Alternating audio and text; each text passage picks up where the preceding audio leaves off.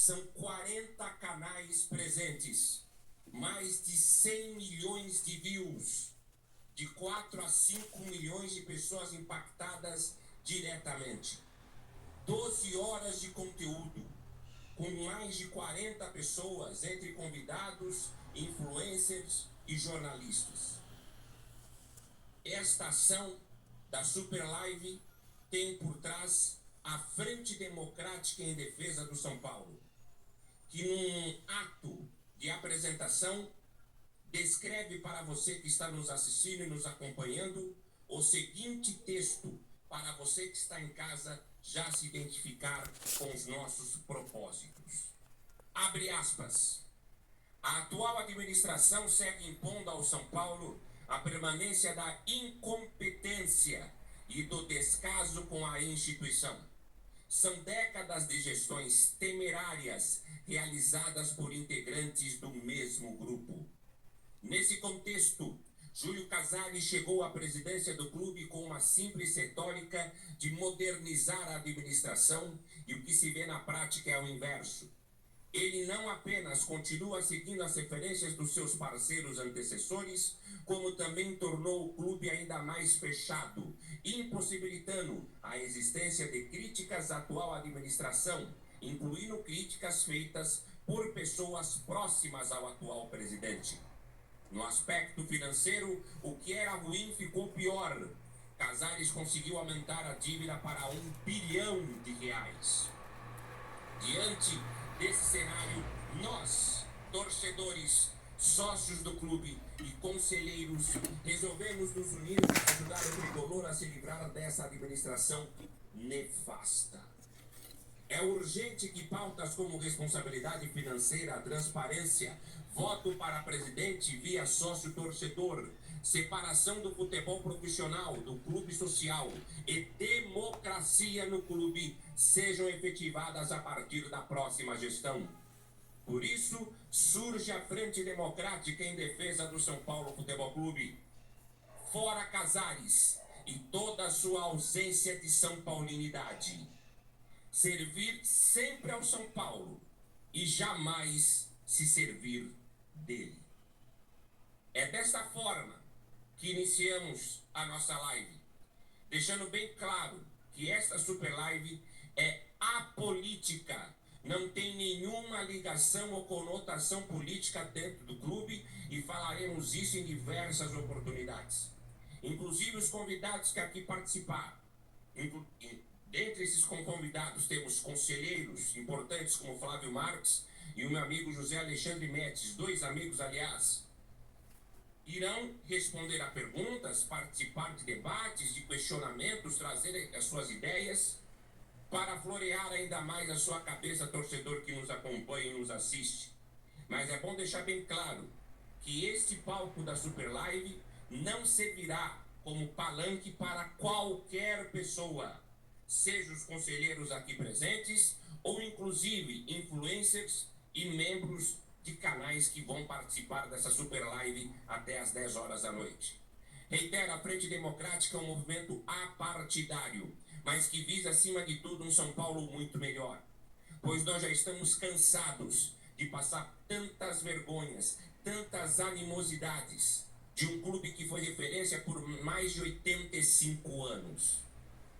Não aguentamos, não toleramos e não concordamos com o modus operandi existente dessa diretoria malévola, da qual eu, camoniártico, interpreto como uma grande ditadura. Nós faremos o possível e o impossível, dentro do trâmite da lei e da normalidade, para buscar remover essas pessoas do seu alperege, do seu alto poder. Sim, torcedor, você pode fazer a parte, sua parte. Sim, torcedor, você pode e faz a diferença. Pode ter certeza disso. Por isso que nós montamos essa Super Live para você, torcedor, não só se sentir representado, concordando e discordando das coisas aqui ditas, mas principalmente para mostrar que esse clube tem união e tem força de quem realmente o ama. Vamos atravessar um 2026 que é o mais difícil das nossas histórias. Não sabemos se lá no final do ano conseguiremos manter o time na Série A. É o que a gente torce, é o que a gente quer. Mas podem ter certeza, nós vamos buscar de maneira incessante, com documentos, provas e amor ao São Paulo, punir aqueles que fazem o São Paulo hoje virar uma referência de calote, de incompetência e de corrupção. Podem ter certeza disso. Justiça é feita, pode demorar, mas não tarda. Peço para você, deixe o seu like, hype esse vídeo por qualquer canal que você esteja acompanhando. E quero, antes de mais nada, em nome da Frente Democrática em Defesa do São Paulo, agradecer aos mais de 40 canais que estão trabalhando, retransmitindo e, sobretudo, trazendo para nós conteúdo, informação e a confiança deste movimento. Todos nós estamos cansados dessa gentalha que hoje se apossou do São Paulo, mas não se apossou do sentimento de 22 milhões de torcedores. Quero aqui já agradecer a participação dessa primeira 1h30 dos meus amigos Thiago do Salve Tricolor, Emerson Borges do canal Tiro de Meta, Rodrigo Cérvulo do Tricolor Mania e dos meus amigos, nossos amigos, os conselheiros Flávio Marques e José Alexandre Médicis. Começo a live fazendo uma pergunta universal para o Flávio e para o Médicis, para desempenhar as suas perguntas, e obviamente depois eu abro o programa trazendo o destaque do Thiago com a sua pergunta, depois Emerson e Rodrigo, e assim a gente vai fluir no bate-papo com o torcedor que já nos está acompanhando. Flávio e Alexandre, começo com Flávio. O São Paulo passa por uma situação extremamente caótica. Para alguns, é a situação mais temerária da história do São Paulo. A Frente Democrática defende como princípio a liberdade do sócio-torcedor de votar, como também uma modernização no conceito de gestão do São Paulo, com maior profissionalismo em todos os departamentos e não tendo cargos arrolados a conselheiros ou a pessoas ligadas à política do clube. Desta maneira, também defendendo a separação do social do futebol. Gostaríamos de saber por parte de vocês, Flávio e Médicis, começando pelo Flávio, vocês são favoráveis à separação do social do futebol? Primeira pergunta. E segunda pergunta, vocês são favoráveis à inserção do sócio-torcedor para participar de eleições futuras no São Paulo? E por fim, um complemento. O que vocês observam a respeito da profissionalização de todos os departamentos de futebol? Começo com você, Flávio, muito bom dia. Microfone só que está fechado. Só o microfone que está fechado aqui do nosso amigo Flávio Marques, agora sim. Agora sim. Bom dia, Ramone. Bom dia aos amigos, a todos que nos acompanham por todos os canais em rede. Estamos fazendo história hoje. Inicialmente, as tuas perguntas. A primeira é sobre a questão da separação do social. A separação do social, Ramone, na verdade, pelo que eu tenho estudado, que eu tenho avaliado, é algo que eu já defendo desde 2019, entre os meus primeiros artigos publicados, por algumas características. E eu falo nesse ponto, como torcedor são paulino, mas como sócio do São Paulo também. Então, tem aspectos aí comuns. Hoje, as atividades, elas têm objetivos muito distintos. O clube social e o futebol profissional. Dentro dessa realidade, e o que a gente observa? Hoje, o clube social, ele é sim superavitário, ele é sim autossustentável. Teria condições, inclusive, de reduzir suas despesas. Poderia ser ainda mais superavitário. Poderia até gerar mais caixa para o São Paulo Futebol Clube, para que isso fosse usado na amortização de dívidas, no pagamento de despesas financeiras, mas a tese do diretor-geral do Clube Social é que é dinheiro do sócio e que ele vai gastar como acha que tem que ser para dar retorno para o sócio. Então, dentro desse quadro, observando isso, então realmente você fica numa situação que é difícil você manter essas atividades juntas com objetivos tão distintos, com valores de arrecadação tão distintos. O Clube Social hoje, ele arrecada em torno de 10% do total que é arrecadado pelo São Paulo Futebol Clube. E até surge uma situação interessante. Hoje, para o Clube Social estar junto do futebol é um ônus.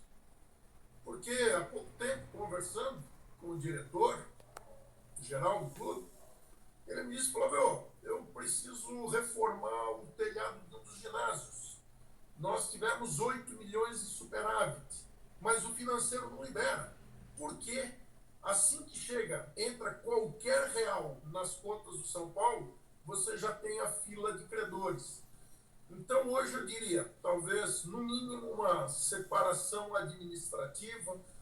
Outro dia, um dos leitores do meu site deu uma sugestão que eu preciso avaliar, se seria possível criar uma holding, separar CNPJs com contas separadas. É algo que eu preciso consultar especialistas na área societária.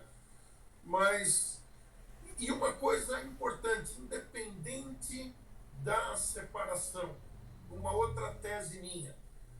Nós temos no Clube Social, às vezes, muitos diretores muito bons em suas modalidades. São ótimos diretores para suas modalidades, porque conhecem o funcionamento da modalidade, conhecem, seja o esporte ou atividade cultural, mas são pessoas que não são afeitas às tarefas principais do conselheiro.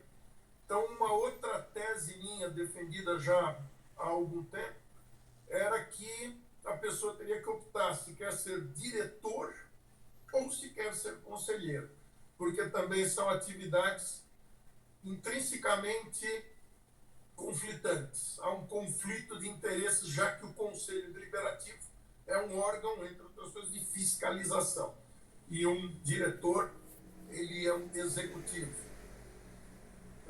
Segunda pergunta tua, voto do sócio-torcedor. Sim, sou favorável dentro de certas condições, e o melhor estudo, o melhor trabalho que eu já vi sobre isso é uma proposta de estatuto do Movimento 1930. Eles têm um site, movimento1930.com.br, um trabalho realizado por várias pessoas, mas o coordenador principal, o Christian Orber, onde eles modelam toda a forma desse voto do sócio-torcedor. Então, seria uma categoria especial de associado que não teria direito a frequentar o parque social, mas que teria, sim, direito ao voto do presidente. E aí você tem vários aspectos positivos. Obviamente, a democratização, à medida que você amplia um colégio eleitoral, você diminui os riscos dessa permanência prolongada, dessa perpetuação no poder que nós estamos observando. Então, eu sou favorável pelo aspecto de democratização, sim, mas também como administrador, eu sou altamente favorável pela receita que isso pode gerar para o clube. Hoje, se nós observarmos os primeiros até clubes que saíram com o voto do sócio-torcedor, os gaúchos, Internacional e Grêmio, tendo torcidas bem menores do que a do São Paulo, não chegam a metade, cada um deles não chega a metade do número de torcedores que tem o São Paulo, eles têm programas de sócio-torcedor que rendem o dobro do que rende o programa do São Paulo. Por quê? Porque a pessoa tem uma perspectiva. Hoje, o sócio-torcedor do São Paulo é apenas um programa de desconto na compra de ingressos. Mesmo a prioridade é questionada muitas vezes.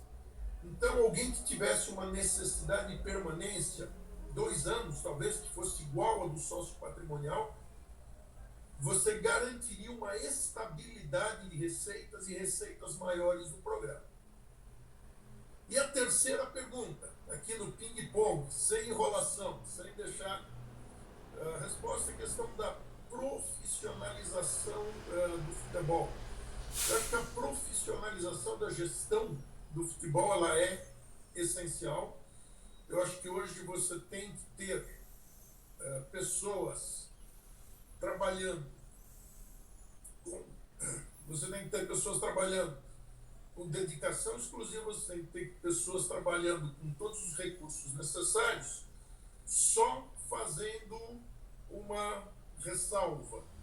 E esse é um ponto que o Carlos Belmonte levantava, que você tem que ter acima desse executivo de futebol, você tem que ter alguém do clube que, na minha visão, é o presidente do clube, que coloque claramente os objetivos de longo prazo.